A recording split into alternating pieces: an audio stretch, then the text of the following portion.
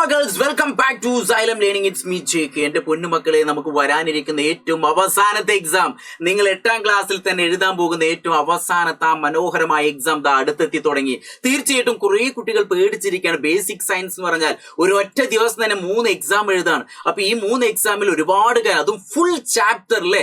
നമുക്ക് 8ാം ക്ലാസ്സിൽ ഫിസിക്സിനകത്ത് തന്നെ 7 ചാപ്റ്റർ വരുന്നുണ്ട്.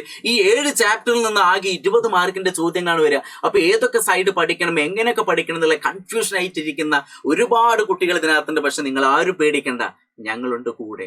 നമ്മൾ ഇനി ഇവിടുന്ന് അങ്ങോട്ട് ഓരോ ക്ലാസ്സുകളും പ്ലാൻ ചെയ്യുന്ന ഓരോ ക്ലാസ്സുകളും അതോടൊപ്പം തന്നെ ഓരോ കണ്ടന്റ് വീഡിയോ നിങ്ങൾ ക്ലിയർ ആയിട്ട് കാണുകയാണെങ്കിൽ തീർച്ചയായിട്ടും വരാനിരിക്കുന്ന എക്സാം ഒക്കെ നമുക്ക് വളരെ ഈസി ആയിട്ട് പുഷ്പം പോലെ നിങ്ങൾക്ക് എഴുതാൻ പറ്റും. മക്കളെ, നമുക്ക് സെക്കൻഡ് വോളിയത്തിനെ ബേസ് ചെയ്തിട്ടാണ് കൂടുതൽ ചോദ്യങ്ങൾ വരിക. സെക്കൻഡ് വോളിയത്തിൽ നമുക്ക് reflection of light in spherical mirror, പ്രകാശത്തിന്റെ പ്രതിപതനം, ഗോളീയ ദർപ്പണങ്ങളിൽ എന്നൊരു ചാപ്റ്റർ ഒക്കെ ഉണ്ട്. അതോടൊപ്പം തന്നെ ശബ്ദവുമായി ബന്ധപ്പെട്ട ഒരു ചാപ്റ്റർ വരുന്നുണ്ട്. പിന്നെ ഏറ്റവും അവസാനത്തെ സ്റ്റാറ്റിക് ഇലക്ട്രിസിറ്റി, സ്ഥിതവൈദ്യുതി. ഈ 3 ചാപ്റ്ററിനാണ് നമ്മൾ ഏറ്റവും കൂടുതൽ ചോദ്യങ്ങൾ പ്രതീക്ഷിക്കേണ്ടത്. പക്ഷേ അതിൽ തന്നെ നമുക്ക് ഫസ്റ്റ് വോളിയത്തിനകത്ത് ഒരു 4 ചാപ്റ്ററും വരുന്നുണ്ട്. അപ്പൊ എല്ലാ ഏരിയയിൽ നിന്നും ചോദ്യം വരും. അപ്പൊ നിങ്ങൾ ഇനി എന്ത് ചെയ്യുക, നമ്മൾ ചെയ്യുന്ന ഓരോ പബ്ലിക് ലൈവുകൾ നിങ്ങൾ എന്ത് വൃത്തിയായിട്ട് കാണണം മക്കളെ. അതോടൊപ്പം തന്നെ ഇപ്പൊ ഞാൻ ചെയ്യുന്നത്, കുറെ കുട്ടികൾ എനിക്ക് പേഴ്സണലായിട്ട് മെസ്സേജ് അയച്ചിരുന്ന കുറെ കുട്ടികൾ ഞങ്ങൾക്ക് ആ reflection of light in spherical mirror, പ്രകാശ പ്രതിപതനം, ഗോളീയ ദർപ്പണങ്ങൾ എന്ന ചാപ്റ്ററിനകത്ത് ആ ഒരു 6 ചിത്രങ്ങൾ വരയ്ക്കാൻ വളരെ ബുദ്ധിമുട്ടാണ്. പരീക്ഷയ്ക്കാണെങ്കിൽ ഇതിനകത്ത് ഒരു ചോദ്യം, ഒരു ചിത്രം ഉറപ്പാണ് താനും. അതുകൊണ്ട് തന്നെ ഇത് കാണുന്ന ഒരു കുട്ടി പോലും ഇനി എന്ത് ചെയ്യാൻ പാടില്ല, തെറ്റിക്കാൻ പാടില്ല. അപ്പൊ നിങ്ങൾ റെഡിയാണോ? അങ്ങനെയെങ്കിൽ ഞാൻ പറയുന്ന വാക്കുകളിലേക്കും സ്ക്രീനിലേക്കും മാത്രം ശ്രദ്ധിക്കുക. നമ്മൾ പഠിക്കാൻ പോവാണ് എന്താണ്, formation of images in concave mirror അല്ലെ. അതായത് കോൺകേവ് ദർപ്പണത്തിൽ പ്രതിബിംബങ്ങൾ രൂപപ്പെടുന്നു, അതേപോലെ തന്നെ കോൺവെക്സ് ദർപ്പണത്തിലും പ്രതിബിംബങ്ങൾ എങ്ങനെ രൂപപ്പെടുന്നു, ആ ചിത്രങ്ങളാണ് നമ്മൾ പഠിക്കാൻ പോകുന്നത്. ആദ്യത്തെ ചിത്രം ഒറ്റ തവണ കേൾക്കുക, ഒറ്റ തവണ കാണുക, പരീക്ഷയ്ക്ക് നിങ്ങൾ എഴുതും, ഉറപ്പാണ്. ഞാൻ പറയുന്ന വാക്കാണ്. ഓക്കെ, അപ്പൊ നോക്കിക്കോളൂ. ആദ്യത്തെ എന്ന് പറഞ്ഞാല് നമുക്ക് ഇവിടെ വസ്തു എന്ന് പറഞ്ഞാൽ ഞാനിപ്പോ ഒരു പിക്ചറൊക്കെ കൊടുത്തിട്ടുണ്ട്. പക്ഷെ നമ്മൾ എന്ത് ചെയ്തു, ഒരു ആരോ മാർക്ക് ഇങ്ങനെ വരച്ചാലൊക്കെ മതി. ഒരു ആരോ മാർക്ക് ഇങ്ങനെ കൊടുത്താൽ ഞാൻ നിങ്ങൾക്ക് പെട്ടെന്ന് മനസ്സിലാൻ വേണ്ടിയിട്ടാണ് അങ്ങനെ ഒരു വസ്തു കൊടുത്തിട്ടില്ല, ഒരു ആളെ പിക്ചർ കൊടുത്തിട്ടില്ലേ അല്ലെ. എന്റെ പിക്ചർ തന്നെയാണ്. ഓക്കെ, നോക്കപ്പോ വസ്തുവിന്റെ സ്ഥാനം എന്ന് പറഞ്ഞാൽ ഇവിടെ സി വരുന്നുണ്ട്, എഫ് വരുന്നുണ്ട്, പി വരുന്നുണ്ട്. സിയിലാണോ ഇവിടെ വസ്തു വെച്ചത്? അല്ല. എഫിലാണോ വസ്തു വെച്ചത്? അല്ല. പിയിലാണോ വസ്തു വെച്ചത്? അല്ല. അപ്പൊ വസ്തു കുറേ ദൂരത്താണ്. അതുകൊണ്ടാണ് നമ്മൾ മെയിൻ ഹെഡിങ് എന്ത് കൊടുത്തിട്ടുള്ളത്, ഒബ്ജക്റ്റ് അറ്റ് ഇൻഫിനിറ്റി. ഇൻഫിനിറ്റി എന്ന് പറഞ്ഞാൽ നിങ്ങൾ ഓർത്ത് വയ്ക്കുക, വളരെ അകലെ. എന്തായിരിക്കണം? വളരെ അകലെ എന്ന് ഓർത്ത് വയ്ക്കുക. അപ്പോ ഇതാണ്. അപ്പൊ ആദ്യത്തെ ചിത്രത്തിനകത്ത് നിങ്ങൾക്ക് കൺഫ്യൂഷൻ വരാനെന്നുള്ള, ഇത് സാധാരണ പരീക്ഷയ്ക്ക് അത്ര ചോദിക്കാൻ ചാൻസ് ഇല്ല. പക്ഷെ നിങ്ങൾ അറിഞ്ഞിരിക്കണം, ഞാൻ ടോട്ടൽ പിക്ചർ പറയാന്നുള്ളൂ. അപ്പൊ ആദ്യത്തെ പിക്ചറിലെ അല്ലെങ്കിൽ ആദ്യത്തെ ചിത്രത്തിൽ വസ്തു വളരെ അകലെ ആവുമ്പോൾ ഈ 2 പ്രകാശരശ്മികളും വന്ന് കൂടിച്ചേരുന്ന പോയിന്റ് ഇതാണ്. എപ്പോഴും നമ്മൾ 2 പ്രകാശരശ്മികൾ ഉപയോഗിച്ചാണ് ചിത്രം കംപ്ലീറ്റ് ആക്കേണ്ടത്. പകുതി നിങ്ങൾക്ക് തരും, പകുതി ഇങ്ങോട്ട് കംപ്ലീറ്റ് ആക്കാൻ പറയാം, അത്രേ ഉള്ളൂ. അപ്പൊ നോക്കിക്കോളൂ, സമാന്തരമായിട്ട് പാരലൽ ആയിട്ട് വന്നാൽ after reflection converge to a point, ഒരു പോയിന്റിൽ കൂടിച്ചേരുന്നു. അപ്പൊ ഇവിടെ ആയിരിക്കും നമുക്ക് ഇമേജ് കിട്ടുക. അപ്പൊ ഇമേജ് എന്ന് പറഞ്ഞാൽ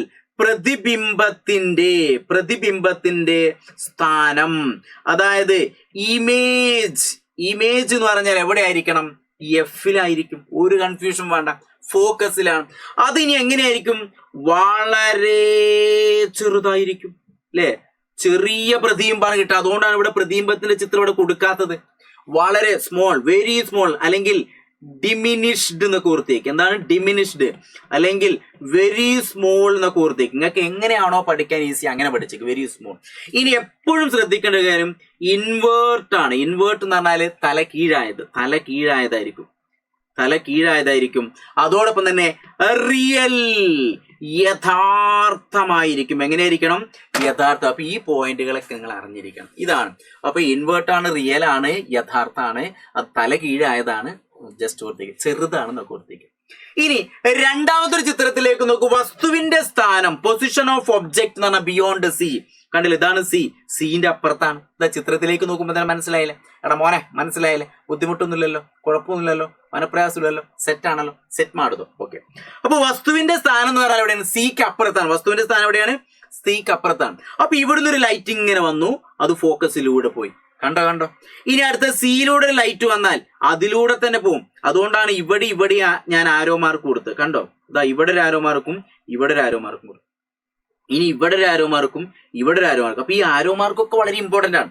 അപ്പൊ സമാന്തരമായിട്ട് പാരലായിട്ട് വന്നാൽ ഫോക്കസിലൂടെ പോയി, ഫോക്കസിലൂടെ വന്നാൽ ഫോക്കസിലൂടെ തന്നെ പോകും. അപ്പൊ ഇവിടെ നോക്ക്, നമുക്ക് തല കീഴായിട്ട് ഒരു ഇമേജ് കിട്ടിയില്ലേ? അപ്പൊ ഞാനിപ്പോ ഇവിടെ ഒരു ഫോട്ടോ കൊടുത്തുകൊണ്ടാണ് ഇവിടെ തല കീഴായത്, നിങ്ങൾക്ക് പെട്ടെന്ന് മനസ്സിലായില്ലേ? അപ്പൊ ഇതിന്റെ പ്രത്യേകത എന്ന് പറഞ്ഞാൽ, ഞാനിപ്പോൾ തൽക്കാലം ഐ എന്ന് പറഞ്ഞാൽ ഇമേജ്, പ്രതിബിംബം എന്നാണ് ഓർത്ത് വയ്ക്കുക. ഏതാണ്? പ്രതിബിംബാണ് ഓർത്ത് വയ്ക്കുക. പ്രതി എന്ന് കണ്ടാൽ പ്രതി അല്ല കേട്ടോ, പ്രതിബിംബം എന്ന് ഓർത്ത് വയ്ക്കുക. അതെവിടെയാണ്?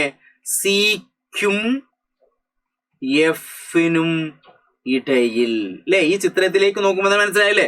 പ്രതിബിംബം എവിടെ കിട്ടും? Between C and F. പ്രതിബിംബം എവിടെ ഇരിക്കണം? Between C and F north വയ്ക്കാം. ഇനി അടുത്ത അതിന്റെ പ്രത്യേകത എന്തൊക്കെയാണ്? നേരത്തെ പഠിച്ച പോലെ തന്നെ ഇൻവേർട്ട് ആണ്, തല കീഴായതാണ്, തല കീഴായത്. ഇനി അതോടൊപ്പം തന്നെ എന്താണ്? റിയൽ ആണ്. റിയൽ എന്ന് പറഞ്ഞാൽ എന്തായിരിക്കണം? യഥാർത്ഥം നോർത്ത് വയ്ക്കുക, യഥാർത്ഥം. ഇനി മറ്റൊന്ന് എന്താ പറയാ? സ്മോൾ എന്ന് പറയാ, ചെറുത് എന്ന് പറയാ. സ്മോളർ ദാൻ ഒബ്ജക്റ്റ് എന്ന് എഴുതാം അല്ലെ? വസ്തുവിനേക്കാൾ ചെറുത് എന്ന് എഴുതിയേക്കാം. ഓക്കെ, അപ്പൊ രണ്ടാമത്തെ ചിത്രം ഇതും പഠിച്ചു വെക്കണം. ഇതിൽ ഏതെങ്കിലും ഒരു ചിത്രം പരീക്ഷ ഉറപ്പാണ് മക്കളെ. അപ്പൊ നിങ്ങൾ തെറ്റിക്കാൻ പാടില്ല, അതിന് വേണ്ടിയിട്ടാണ്. അപ്പൊ നോക്കുക, ഇത് മാത്രം, ഈ ചിത്രം മാത്രം പഠിച്ചുകൊണ്ട് ഫുൾ മാർക്ക് ഒന്നും കിട്ടൂല. പക്ഷേ നമുക്ക് ഒരുപാട് ചോദ്യങ്ങളൊക്കെ നമ്മൾ ലൈവ് ക്ലാസ്സിൽ ഡിസ്കസ് ചെയ്യും. അതിലൊക്കെ നിങ്ങൾ വരണം, ഉണ്ടാവൂലേ? നിങ്ങൾ ഉണ്ടാവും കട്ടസം. നിങ്ങൾ മാത്രം വന്നപ്പോൾ നിങ്ങളെ ഫ്രണ്ട്സും കൂടി വരണം. ഇനി മൂന്നാമത്തെ ചിത്രത്തിലേക്ക് നോക്കൂ. വസ്തുവിന്റെ സ്ഥാനം മറ്റ് സി. ഇത് ഇമ്പോർട്ടന്റ് ആണ് ചിത്രം. അപ്പൊ വസ്തു സിയിലാണ്. വസ്തു എവിടെയാണ്? സിയിലാണ്. അപ്പൊ പ്രതിബിംബം എവിടെ കിട്ടിയത്? സിയിൽ തന്നെ. കടല്ലേ? അതേ വലുപ്പം, ഇത് എത്ര ഹൈറ്റ് ഉണ്ടോ അതേ ഹൈറ്റ് ആയിരിക്കും. അപ്പൊ സിയിലൊരു വസ്തു വെച്ചാൽ സിയിൽ തന്നെ പ്രതിബിംബം കിട്ടുന്നു. അതിന്റെ പ്രത്യേകത. അപ്പൊ നോക്കാം, ഇവിടുന്ന് ഒരു ലൈറ്റ് വന്ന് ഇങ്ങനെ ഫോക്കസിലൂടെ പോയി. ഇനി ഫോക്കസിലൂടെ വന്നാൽ പാരലായിട്ട് പോകും. അപ്പൊ ഈ കൂടിച്ചേരുന്ന ഭാഗത്താണ് നമുക്ക് എന്ത് ചെയ്യാം? ഒബ്ജക്റ്റ് ഇമേജും കിട്ടുക. അപ്പൊ ഇതിന്റെ പ്രത്യേകത എന്തൊക്കെയാ പറഞ്ഞേ? സെയിം സൈസ് ആയിരിക്കണം അല്ലെ? ഒരേ വലുപ്പമായിരിക്കണം, ഒരേ വലുപ്പം. അതൊന്ന് ജസ്റ്റ് ഓർത്തേക്കും. രണ്ടാമത്തെ എന്താണ്? ബാക്കിയുള്ളതൊക്കെ ഇൻവേർട്ട് അല്ലെ? തല കീഴായത് ഓർത്തു വെക്കണം. പിന്നെന്ത് പറയാ? അതെ, നിങ്ങൾ പറയാൻ ഉദ്ദേശിക്കുന്നത് എന്താണ്? സെയിം സൈസ്, ഒരേ വലുപ്പം പറഞ്ഞു. ഇൻവേർട്ട്, തല കീഴായതെന്ന് പറഞ്ഞു. റിയൽ, യഥാർത്ഥം. റിയൽ ഏതായിരിക്കണം? യഥാർത്ഥമായിരിക്കും. വസ്തുവിന്റെ അതേ വലുപ്പം. ഇനി പ്രതിബിംബത്തിന്റെ സ്ഥാനം എവിടെയാണ്? സിയിൽ തന്നെയാണ്. പ്രതിബിംബത്തിന്റെ സ്ഥാനം എവിടെയാണ്? സിയിൽ തന്നെ. അപ്പൊ സിയിൽ ഒരു വസ്തു വെച്ചാൽ സിയിൽ തന്നെ പ്രതിബിംബം കിട്ടുന്നു. ഒരേ വലുപ്പമാണ്. ആ കാര്യങ്ങളൊക്കെ ജസ്റ്റ് ഓർത്തേക്ക്. ഇനി അടുത്ത നാലാമത്തെ ചിത്രം. ടോട്ടൽ 6 ചിത്രമേ നമുക്ക് പഠിക്കാനുള്ളൂ. അപ്പൊ നാലാമത്തെ ചിത്രം എന്ന് പറഞ്ഞാൽ എന്താ? നോക്കിക്കോളൂ. Object between C and F. സിക്കും എഫിനും ഇടയിലാണ് വസ്തു വെക്കുന്നത്. ഇതാണ് വസ്തു. അപ്പൊ ഒബ്ജക്റ്റ് എവിടെയാണ്? ഒബ്ജക്റ്റ് എവിടെയാണ്? സിക്കും എഫിനും ഇടയിലാണ്. ഇതും ശ്രദ്ധിക്കണം. പാരലായിട്ട് ലൈറ്റ് വന്ന ഫോക്കസിലൂടെ പോയി നീട്ടിയിട്ട് വരയ്ക്കുക. സിയിലൂടെ വന്നാൽ സിയിലൂടെ തന്നെ പോകും. അപ്പൊ രണ്ടും കൂടിച്ചേരുന്നതാണ്. ഇനി വേണമെങ്കിൽ എന്ത് ചെയ്യാം? പോളിലേക്ക് വരച്ചു, അതും ഇങ്ങോട്ട് തന്നെ വരുള്ളൂ. ഇനി എഫിലൂടെ വരച്ചു, അതും ഇങ്ങോട്ട് തന്നെ വരുള്ളൂ. അപ്പൊ ഏത് വരച്ചാലും ആൻസർ ഇവിടെ തന്നെ കിട്ടുള്ളൂ. അപ്പൊ എന്ത് ചെയ്യാണ്? സിക്കും എഫിനും ഇടയിൽ ഒരു വസ്തു നിന്ന് കഴിഞ്ഞാൽ, ഒരു ഒബ്ജക്റ്റ് നിന്ന് കഴിഞ്ഞാൽ ബിയോണ്ട് സി, സിക്കപ്പുറത്ത് വളരെ വലിയൊരു പ്രതിബിംബം അല്ലെ? അപ്പൊ ഇമേജ് നിങ്ങൾക്ക് ഇതിൽ നോക്കിയിട്ട് തന്നെ എഴുതാൻ പറ്റും. ലാർജർ ദാൻ ഒബ്ജക്റ്റ് എന്നൊക്കെ എഴുതാം. വസ്തുവിനേക്കാൾ വലുത് എന്ന് എഴുതിയേക്കാം അല്ലെ? വസ്തുവിനേക്കാൾ വലുത് എന്ന് എഴുതിയേക്കാം. ഇനി അതോടൊപ്പം തന്നെ എന്താണ്? റിയൽ ആണ്, യഥാർത്ഥമാണെന്ന് ഓർത്ത് വയ്ക്കാം. തല കീഴായതാണ് അല്ലെ? യഥാർത്ഥം തല കീഴായത്. അതുകൊണ്ട് എന്താണ്? ഇൻവേർട്ട് അല്ലെ? ഇൻവേർട്ട് എന്നൊക്കെ പഠിക്കാം. പ്രതിബിംബത്തിന്റെ സ്ഥാനം എവിടെയായിരിക്കും?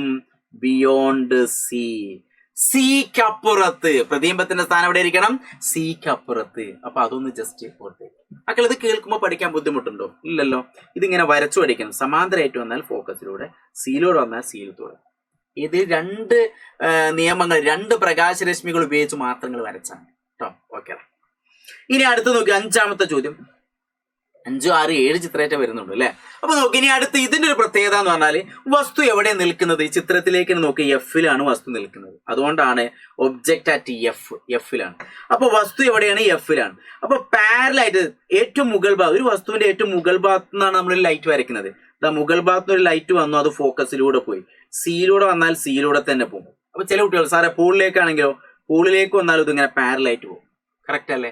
അപ്പൊ എങ്ങനെ വന്നാലും ഇത് ഒരിക്കലും എന്ത് ചെയ്യുന്നില്ല? കൂടിച്ചേരുന്നില്ല. ഇതുവരെ വരച്ചതിലേക്ക് എന്ത് ചെയ്യുന്നുണ്ട്? ലൈറ്റ് ഇങ്ങനെ കൂടിച്ചേരുന്നില്ലേ? ഇത് അവിടെയൊക്കെ ലൈറ്റ് കൂടിച്ചേരുന്നില്ലേ? പക്ഷെ ഈ ചിത്രത്തിനകത്ത് എന്ത് ചെയ്യുന്നില്ല? ലൈറ്റ് കൂടിച്ചേരുന്നില്ല. കൂടിച്ചേരുന്നത് എവിടെ? ഒരു അനന്തതയിൽ, ഇൻഫിനിറ്റിയിൽ. അതുകൊണ്ട് ഈ പ്രതിബിംബത്തിന്റെ പ്രത്യേകതകൾ നിങ്ങൾ എഴുതണ്ട. പ്രതിബിംബത്തിന്റെ സ്ഥാനം എവിടെയെന്ന് ചോദിച്ചാൽ നിങ്ങൾക്ക് എന്ത് പറയാം? അനന്തത. ഇൻഫിനിറ്റി എന്നൊക്കെ ഓർത്തേക്ക്. എവിടെയാണ്? ഇൻഫിനിറ്റി ആണ്. അപ്പോൾ വസ്തുവിന്റെ സ്ഥാനം എഫിലാണെങ്കിൽ പ്രതിബിംബം രൂപപ്പെടുന്ന വളരെ അകലെയാണ്. അപ്പൊ വസ്തു വളരെ അകലെയാണെങ്കിൽ പ്രതിബിംബം രൂപപ്പെടുന്ന എവിടെ ആയിരിക്കും? എഫിലായിരിക്കും. അപ്പൊ ആ ഒരു കാര്യം ഓർത്തേക്കാം. ഇനി കോൺകേവിലെ ഏറ്റവും അവസാനത്തെ ചിത്രം, കോൺവെക്സിലാകെ ഒറ്റ ചിത്രം പഠിക്കാനുള്ളൂ, പേടിക്കണ്ട. അപ്പൊ കോൺകേവിലെ ഏറ്റവും അവസാനത്തെ ഒരു ചിത്രം എന്ന് പറഞ്ഞാൽ നോക്കിക്കോളൂ. വസ്തു എന്ന് പറയുന്നത് ഇത് അവിടെ ശരിക്കും നോക്കി ഈ എഫിനും പിക്കും ഇടയിലാണ് അല്ലെ. പൊസിഷൻ ഓഫ് ഒബ്ജക്റ്റ് എന്ന് പറഞ്ഞാല് ഈ എഫിനും പിക്കും ഇടയിലാണെന്ന് ഓർത്തേക്കുക. അതുകൊണ്ടാണ് when object is between F and P എന്ന് കൊടുത്തുള്ളത്. അപ്പൊ വസ്തുവിന്റെ സ്ഥാനം എഫിനും പിക്കും ഇടയിലാണ് പ്രതിബിംബം കിട്ടുന്നത്. ഇനി സൂക്ഷിച്ചു നോക്കുന്നതാണല്ലേ, സമാന്തരമായിട്ടുള്ള ലൈറ്റ് വന്നാൽ അത് ഫോക്കസിലൂടെ പോയി, കണ്ടോ അല്ലെ? സമാന്തരമായിട്ടുള്ള ലൈറ്റ് വന്നാൽ അത് ഫോക്കസിലൂടെ പോയി. സിയിലൂടെ വന്നാലോ സിയിലൂടെ തന്നെ പോയി. അപ്പൊ ഇവിടെ കൂടിച്ചേരില്ല, അകന്നു പോവാ. അപ്പൊ നമ്മൾ എന്ത് ചെയ്യുന്നു? ബാക്കിലേക്ക് ഒരു ഡോട്ട് ഇട്ടിട്ട് എന്ത് ചെയ്യുന്നു? ഇവിടെ കൂടിച്ചേരുന്നതായിട്ട് സങ്കല്പിക്കുന്നു. ഇവിടെ നമുക്ക് നിവർന്നൊരു പ്രതിബിംബം ലഭിക്കുന്നു.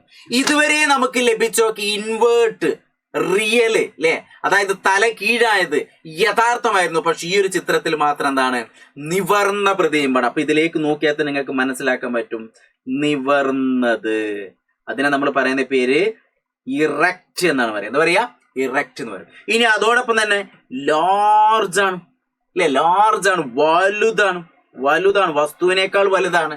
ഇനി നിവർന്നായതുകൊണ്ട് ഇത് റിയൽ ആണോ? അല്ല, ഇത് വെർച്വൽ ആണ്, അതായത് മിഥ്യ. എന്താ പറയാ? മിഥ്യ എന്ന് ഓർത്തേക്ക്. എന്തായിരിക്കണം?